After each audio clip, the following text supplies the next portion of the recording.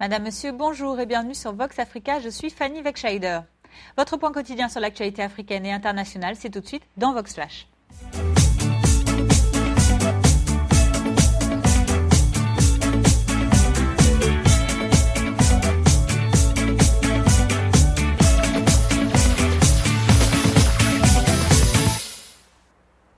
Ouvrons notre flash information de ce mardi 10 novembre au Sénégal où se poursuit le procès de l'ancien président tchadien Hissène Habré, accusé, vous le savez, de crimes contre l'humanité, crimes de guerre et crimes de torture. Monsieur Habré comparait depuis le 20 juillet dernier à Dakar devant le tribunal spécial des chambres africaines extraordinaires, cette juridiction créée par un accord entre le Sénégal et l'Union africaine. Lors de l'audition qui a eu lieu hier lundi, un témoignage a particulièrement retenu l'attention. C'était celui d'un ancien détenu du régime répressif d'Hissène Habré. Cet ancien prisonnier a raconté comment il avait été chargé d'enterrer ses compagnons morts et surtout comment il avait pu tenir le coup grâce à l'espoir de voir un jour, selon lui, M. Habré répondre de ses actes. L'ancien chef de l'État tchadien est en détention depuis 2 ans maintenant au Sénégal. Le Sénégal où il est réfugié depuis 1990 après avoir renversé l'actuel président Idriss Déby Itno. Les crimes qui lui sont reprochés ont eu lieu entre 1980 et 1982 et ils auraient fait environ 40 000 morts selon les enquêteurs tchadiens. L'ancien détenu intervenu hier au tribunal spécial à Dakar a tenu à expliquer son rôle de fossoyeur. Il est suivi d'un avocat des parties civiles. Le lot de décès, c'était d'abord aux locaux de détention. Aux locaux de détention. À la gendarmerie, on pouvait avoir 2-3 par jour. Et comme je vous disais tout à l'heure, ça pouvait monter. Ça pouvait monter à 20, 30, 40. Mais le minimum par jour, c'est de 8 à 10. Je pense qu'aujourd'hui, on ne pouvait pas attendre plus de M. Clément, qui est une victime emblématique, qui est une icône de ce combat qui a abouti à ce procès. Je pense que l'essentiel, c'était la confirmation des atrocités, du caractère arbitraire des arrestations, du caractère inhumain des conditions de détention, et également de cet aveuglement de M. Habré qui prenait chacun ou tout le monde comme ennemi et surtout du fait que M. Habré était au début et à la fin de tout ce qui se faisait au niveau de la DDS, mais de façon générale la répression qui s'est abattue sur les Tchadiens pendant cette période. À Dakar toujours, nous vous annoncions hier dans notre journal du soir Vox News l'ouverture de la 2e édition du Forum sur la paix et la sécurité en Afrique.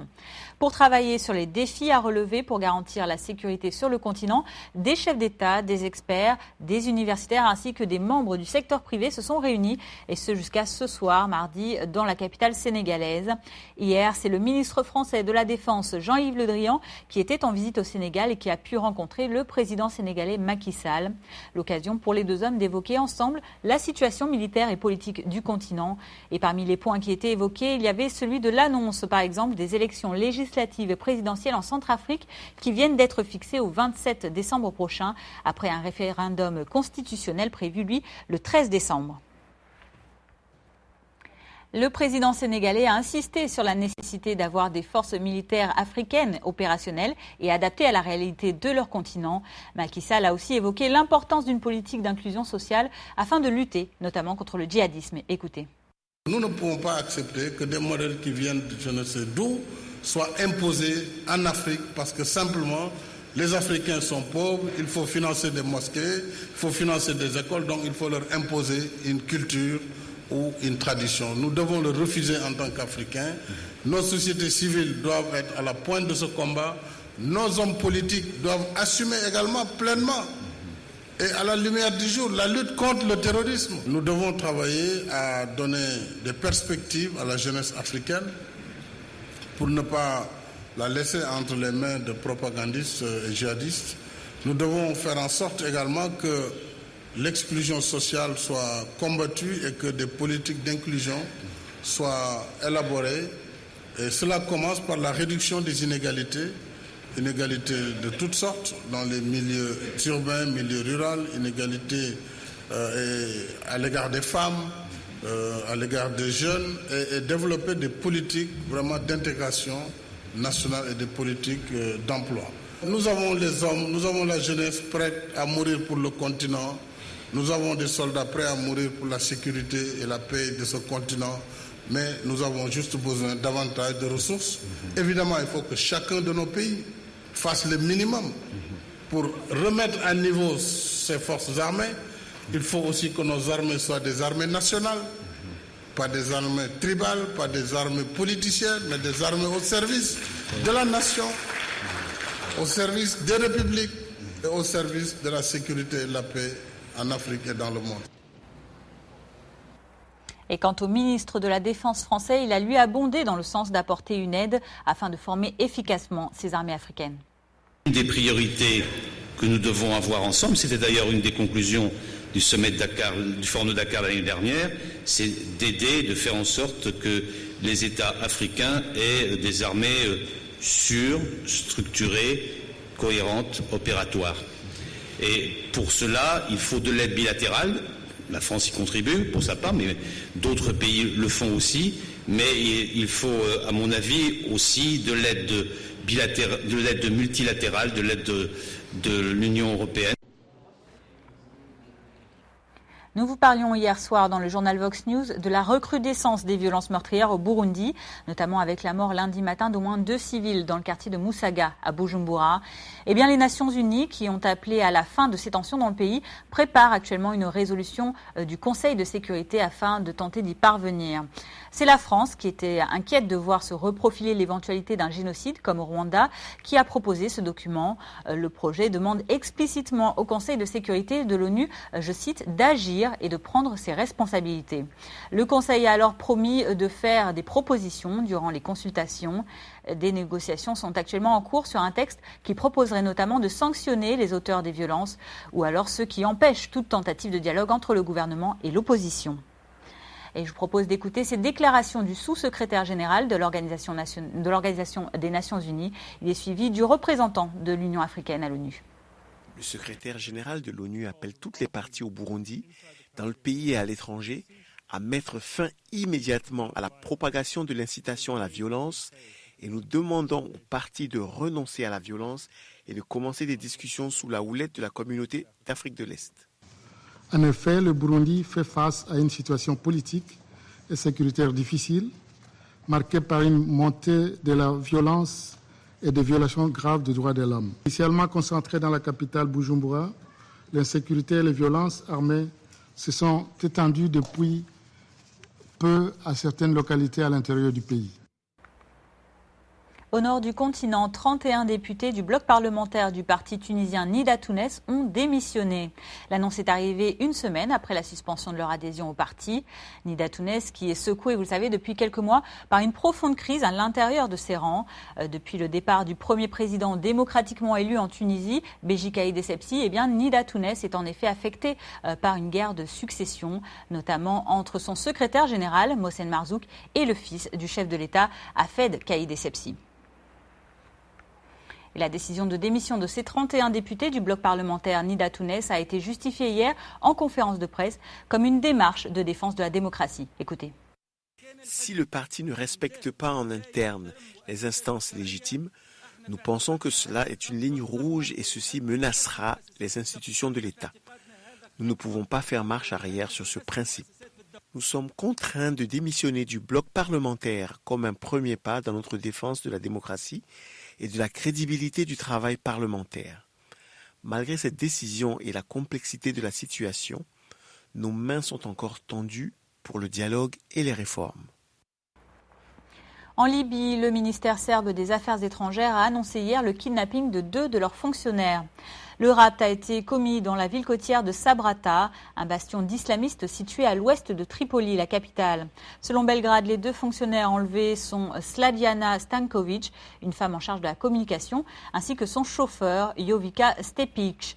Le chef de la diplomatie serbe, Ivica Dacic, a lui précisé à la télévision qu'un convoi de véhicules de la mission diplomatique serbe se dirigeait vers la Tunisie. L'ambassadeur de Serbie se trouvait dans l'une d'elles et les personnes enlevées dans une autre. Plusieurs tirs ont été entendus et un citoyen libyen aurait été blessé à la jambe. Dans l'Égypte frontalière, plusieurs anomalies thermiques ont été observées dans 4 grandes pyramides près du Caire, dont la légendaire pyramide de Khéops. Le ministère égyptien des Antiquités a dévoilé hier en conférence de presse au pied de la pyramide de Khéops ses premiers résultats d'analyse thermique réalisés lors du lancement de la mission Scan Pyramids. Le 25 octobre dernier, des scientifiques égyptiens, français, japonais mais aussi canadiens ont ainsi ouvert la voie à une multitude d'interprétations.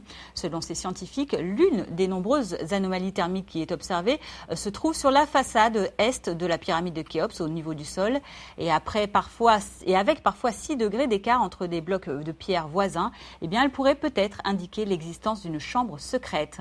Mais les raisons de cette anomalie thermique restent encore un mystère que la technologie infrarouge tente actuellement de briser. Écoutons les explications fournies par le chef du projet Scan Pyramids ainsi que du ministre égyptien des Antiquités. Quand on étudie la température de la surface de la pyramide, on se rend compte qu'elle est plus ou moins homogène, sauf sur ces 3 blocs où la température est de 6 degrés au-dessus de celle des pyramides. Cette zone a une température différente. Qu'est-ce qui pourrait bien se cacher derrière? Nous sommes près d'un temple funéraire. Qu'est-ce qui pourrait se cacher derrière? Cette question va être à l'esprit de tous les égyptologues, surtout ceux qui sont intéressés par l'architecture égyptienne, et je leur demande de se pencher là-dessus. À l'international, Riyad, la capitale saoudienne, a accueilli hier une réunion d'urgence des ministres des Affaires étrangères de la Ligue arabe. Objectif de cette rencontre, remédier au plus vite à la dangereuse escalade israélienne à Jérusalem, comme l'a notamment déclaré le chef de la diplomatie émirati, le ministre Abdallah Ben Zayed Al Nahyan.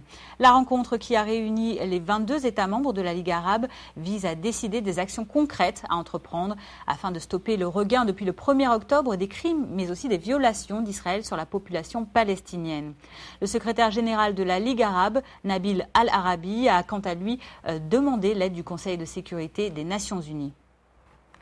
Abraham Keïta a 17 ans et depuis hier, il est le lauréat du prix international de la paix des enfants.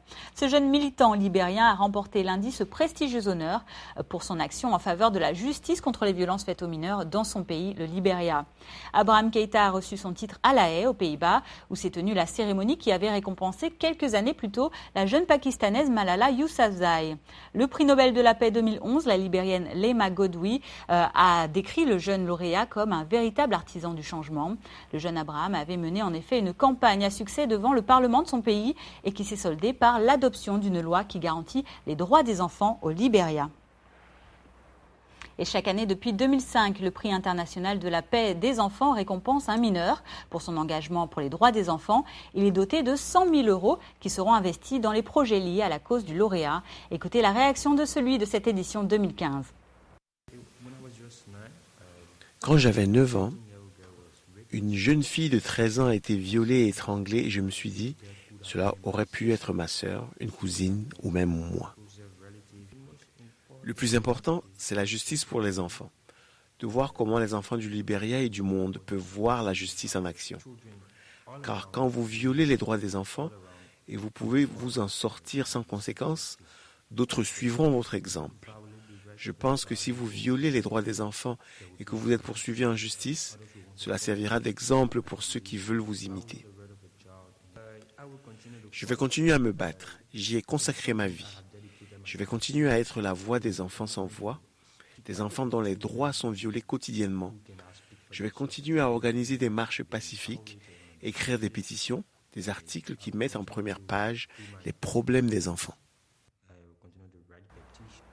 Voilà, c'est la fin de ce Vox Flash du mardi 10 novembre. Merci à vous de l'avoir suivi. Je vous donne rendez-vous demain, mercredi, pour votre point quotidien sur l'actualité. En attendant, passez une excellente journée. À bientôt.